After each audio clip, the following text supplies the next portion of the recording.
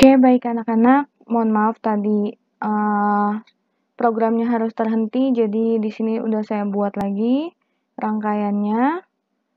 Di sini saya tampilkan berapa persen kecepatan si flow control itu.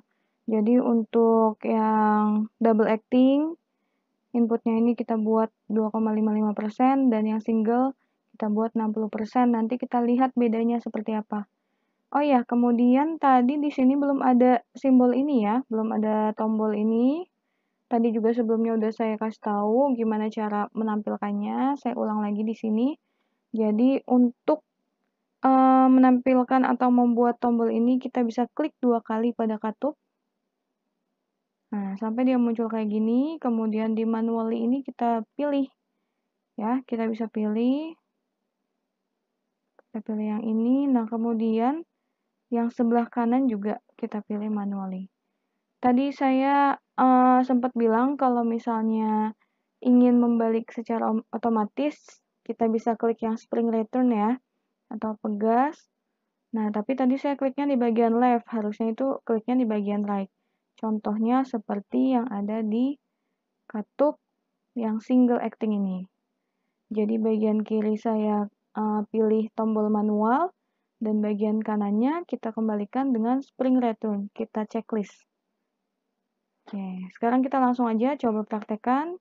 Klik tombol yang berbentuk play ini ya, start atau F9. Kita klik open connection katanya. Oke, nanti saya jelaskan apa maksudnya ini ya. Start simulation, yes. Nah, udah jadi seperti ini nih. Udah terlihat aliran udaranya masuknya kemana, gitu ya. Nah, di sini dilihat nih, aliran udara dari katup 1 masuknya ke katup 2. Keluarnya di katup 2, masuk ke flow control, sehingga di bagian dalam silinder ini terdapat udara. Udara yang tertahan ada di sini. Nah, kemudian kalau di silinder yang single acting, masuk ke katup 2 tapi tidak ada apa-apa di sini. Jadi silindernya juga tidak akan maju, tidak akan aktif. Gimana supaya silinder ini bisa maju? Untuk yang double dulu ya, pertama kali kita klik yang ini, kita klik tombolnya. Nah, kita akan maju dan kalian bisa lihat kecepatan silinder maju tadi sudah kita atur sebesar 2,55%. Jadi agak melambat. Nah, di sini aliran udaranya juga berpindah. Kalau tadi lubang satu ini munculnya ke 2, sekarang dia mengalir ke lubang nomor 4. Sehingga aliran udara masuk ke flow control dan akhirnya keluar ke silinder. Gitu. Kita lepas ya. Ini masih saya tekan nih posisinya. Sekarang saya lepas. Dan saya klik lagi yang tombol sebelah kanannya. Nah, kita klik tombol sebelah kanan, maka aliran udara akan balik lagi ke posisi awal. Dan silinder akan mundur. Sekarang yang single acting. Saya coba juga. Ini saya tekan. Saya masih tekan, belum saya lepas. Kalian bisa lihat tadi pergerakan silindernya itu maju lebih cepat. Karena di sini saya atur sebesar 60% di flow controlnya. Ini masih saya tekan, dan apa yang terjadi kalau saya lepas di katup ini? Nah, dia akan membalik secara otomatis. Karena di katupnya ada pegas, dan di silindernya pun ada pegasnya. Gitu. Ini sebuah contoh sederhana dari rangkaian pneumatik, single acting, dan juga double acting. Sekarang kita coba sedikit, kita coba rubah di bagian katupnya, bagaimana cara menggerakkannya kalau kita menggunakan elektropneumatik. Ini saya stop dulu. Kita rubah di sini. Kita buat dia bukan manual, tapi menggunakan electrically. Kita pilih yang ini. Ini juga kita kosongin. Kita pilih yang electrically. Oke, sama yang ini juga. Kita kosongin, kita buat electrically.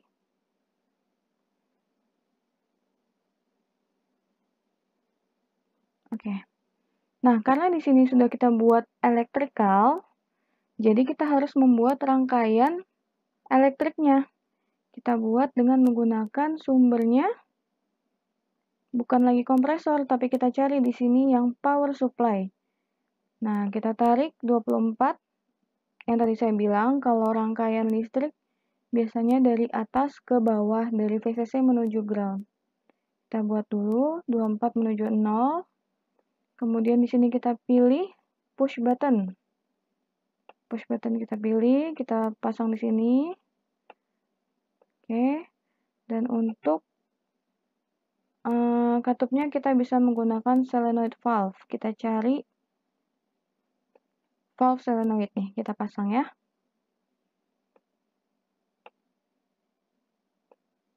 Oke, kita buat 2 buah.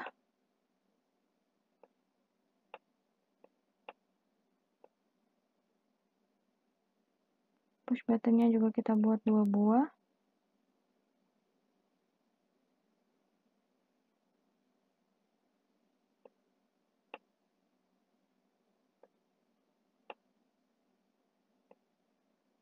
Tinggal kita sambungkan.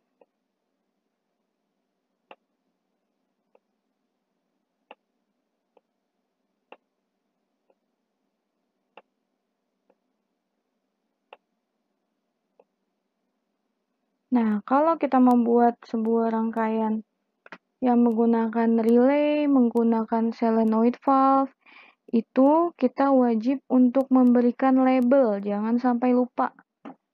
Dalam program simulasi kita harus menggunakan label. Jadi di sini di solenoid valve ini saya klik 2 kali. Nah, muncul keterangan label. Kita bisa buat dia sebagai R1 dan yang satunya lagi kita beri nama R2. Kalau udah seperti ini, kita berarti sudah memberikan nama ya untuk si masing-masing solenoid valve ini. Nah, dalam katup pneumatik tadi juga wajib kita berikan label, yang artinya berarti solenoid valve ini akan terhubung pada katup. Nah, sebelah kiri ini saya namakan labelnya sama R1, sebelah kanannya R2. Nah, sebelah sini saya balik, ini menjadi R2. Sorry.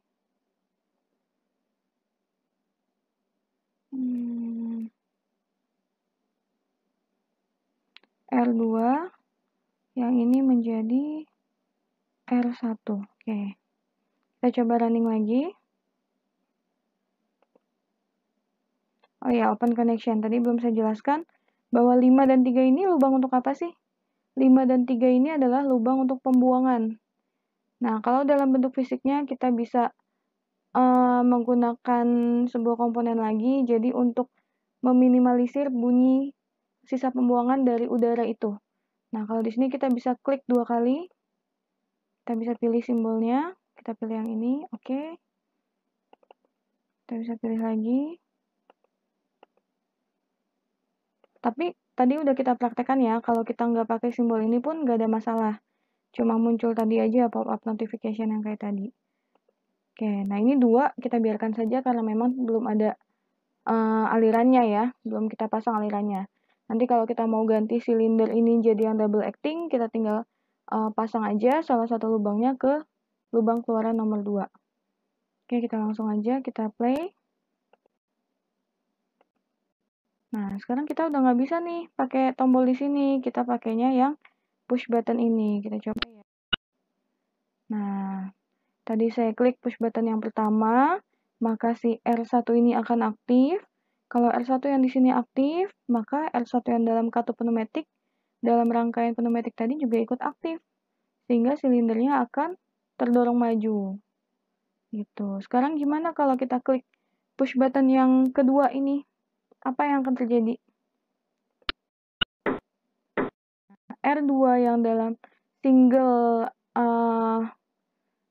silinder ini ya, dalam single ini akan aktif, terdorong maju. Begitupun dengan R2 yang ada di double acting. Dia akan aktif, maka yang double silinder akan mundur, yang single acting akan maju. Karena di sini saya buatnya terbalik ya, di sini R1 lebih dulu, dan yang di single acting R2 yang lebih dulu. Kita coba lagi, kita tekan lagi yang push button pertama, kembali lagi ke posisi ya. Nah, di sini aliran listriknya kita bisa lihat nih yang merah nih. Yang tadinya NO push buttonnya menjadi NC ya, menjadi tertutup close loop. Jadi dari 24 volt mengalir arus sampai dengan 0.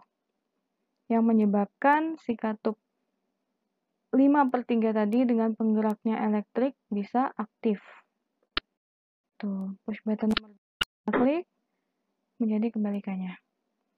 Oke, saya rasa itu dulu ya yang bisa kita coba.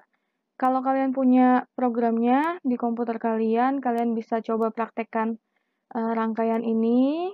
Kemudian kalian bisa videokan atau screenshot dan taruh di bagian tugas Google Classroom. Tapi buat kalian yang belum punya laptop atau mungkin belum punya programnya, saya rasa kalau kalian punya laptop, kalian bisa download program ini.